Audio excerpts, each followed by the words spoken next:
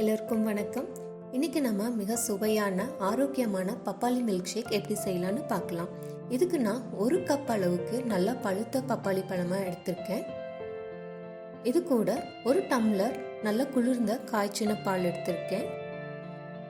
ஒரு வாசனைக்காக நான் ஒரு 1/4 டீஸ்பூன் அளவுக்கு வெண்ணிலா எசன்ஸ் எடுத்திருக்கேன். உங்களுக்கு வேண்டானா இதை தவிர்த்துடலாம்.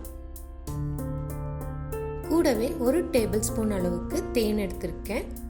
கூடுமான வரைக்கும் வெள்ளை சர்க்கரையை தவிர்ப்பது ரொம்ப நல்லது. இந்த பப்பாளியில் நம்ம உடம்புக்கு தேவையான ஊட்டச்சத்துக்கள், அதுலேயும் விட்டமின் ஏ, சி, பொட்டாசியம், கால்சியம்னு சொல்லக்கூடிய ஊட்டச்சத்துக்கள் ரொம்ப அதிக அளவில் இருக்குங்க. இப்போ இதை நல்லா நைஸாக அரைச்சிக்குவோம்.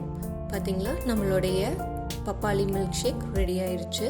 அவ்வளோதான். இதை நாம் ஒரு டம்ளரில் ஊற்றி சர்வ் பண்ண வேண்டியது தான். இதில் நிறைய ஊட்டச்சத்துக்கள் மட்டும் இல்லாமல் ஆன்டிஆக்சிடென்ட்னு சொல்லக்கூடிய நம்மளுடைய செல்களை பாதுகாக்கக்கூடிய திறன் இந்த பப்பாளியில் ரொம்ப அதிக அளவில் இருக்குங்க.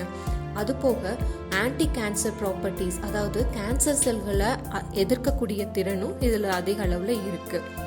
தினமும் ஒரு பப்பாளி எடுத்துக்கிறது நம்ம உடம்புக்கு ரொம்ப நல்லது.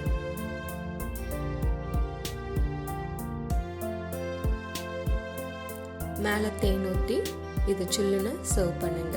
நன்றி.